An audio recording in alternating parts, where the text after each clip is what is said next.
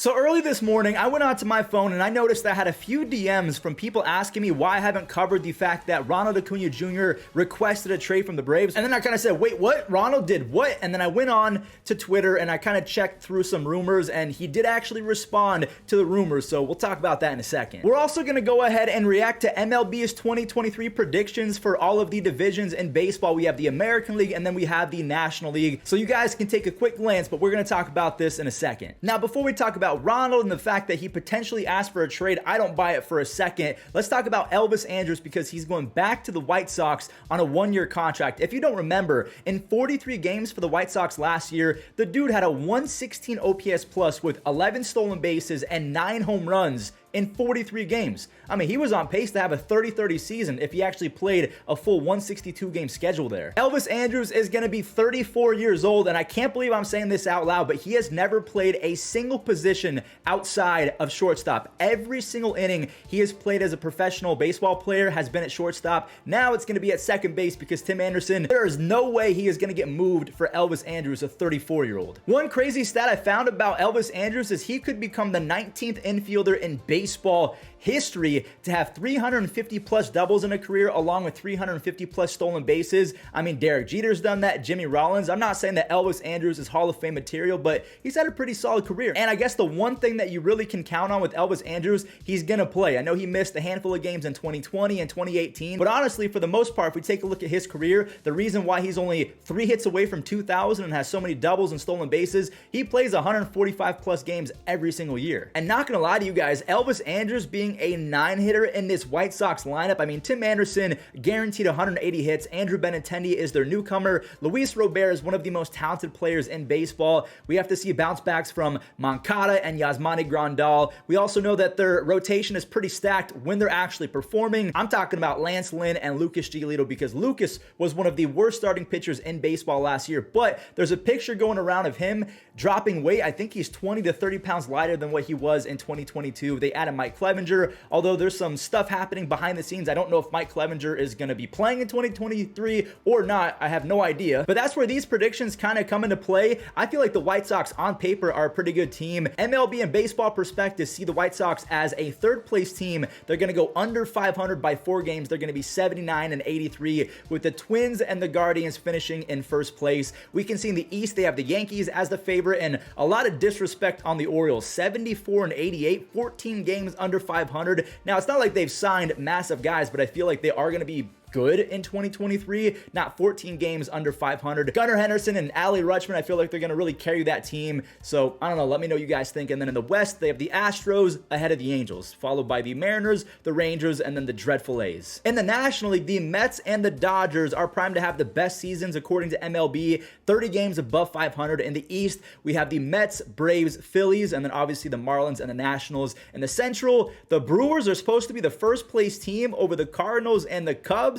That might be a hot take, but then again, the Brewers might be getting slept on because they're going to have Brandon Woodruff, Freddie Peralta, and Corbin Burns. Although, is Corbin Burns going to be with the team after the All-Star break? We really have no idea because he's not happy with them. But healthy, yeah, they have a solid rotation. And with Jesse Winker, he's going to be healthier and could potentially be better in 2023. And then the West, the Padres are ahead of the Giants. The Diamondbacks are going to be 14 games under 500. I don't know about you guys, but I feel like the Diamondbacks are getting slept on. They could be a 500 team, but that's just me. I promise you guys we'll talk about Ronald in just a second, but before we do that, now that Elvis Andrus is off the free agent tracker, I want you guys to let me know, are any of these players interesting to you? Jurickson Profar, I cannot believe he is still a free agent. I don't know if it's because he is asking and demanding for too much money or he's not going to accept a position change. I don't know exactly what's going on there. Gary Sanchez is still a free agent, which is surprising. He wasn't terrible offensively last year. Defensively, he actually improved as well. He had a 1.3 F4 on Fangraphs, and I feel like there are teams in baseball that could take him as a DH or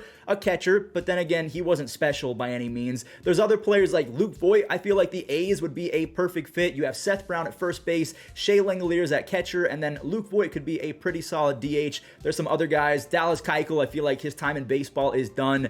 Same with Jackie Bradley Jr. I mean, some of these guys have just been so terrible, even though they might have big names like Didi Gregorius, Chris Archer. I mean, Dylan Bundy had one good season, then fell off the earth. All right, let's go ahead and talk about this Ronald Acuña Jr. asking for a trade rumor. So it came from this account right here. This was on the 11th, so quite a few days ago. I guess it was just so stupid that it never crossed my radar. But he said Atlanta is looking for a team for Acuña Jr. exchange requested by him. Everything has consequences in life. I don't exactly know what he meant by that last sentence, but Ronald, he saw this tweet. Now, I am trying my best to master Spanish behind the scenes with Duolingo, and I have some workbooks. I'm going to try and be a fluent Spanish speaker in 2024. But Ronald said, my brother, you don't have anything to entertain yourself with? Giving false information. Start doing your homework. Start exercising your mind. I am calm here with my team. Stop publishing gaffes.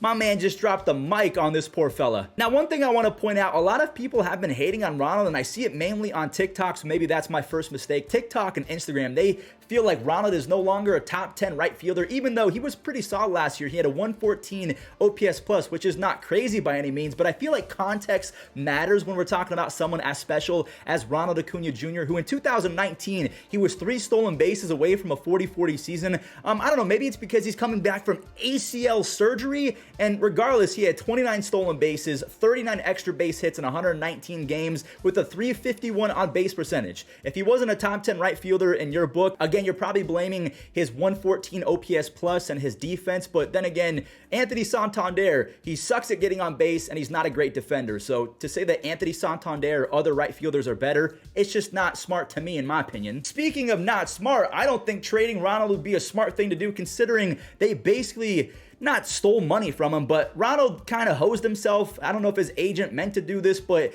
he signed an 8-year deal worth $100 million back in 2019. Now, granted, when you compare that to the average salary of an American, that's a lot of money, and people always say baseball players and sports stars and athletes, they're overpaid in general, but Ronald is severely underpaid. His AAV, his average annual salary, is $12.5 million until 2027 pretty much, or 2028. They can pick up a few club options, so he's not going to be a free agent until he's 31 years old. I'm hoping that he gets healthy. I'm hoping that he has monster seasons over the next few years, because Ronald, I mean, essentially, he could have one of the best contracts in the history of baseball if he performs like Ronald in his prime. So yeah, there you go. To all of the people who DM me why I haven't talked about Ronald potentially getting traded, is because not for 1 second if it was real or fake would I actually want to report on it until today, because there's nothing else to talk about. So thanks for DMing me. Because no offense to Elvis Andrus, but there's no way I can make a full recap on this man right here.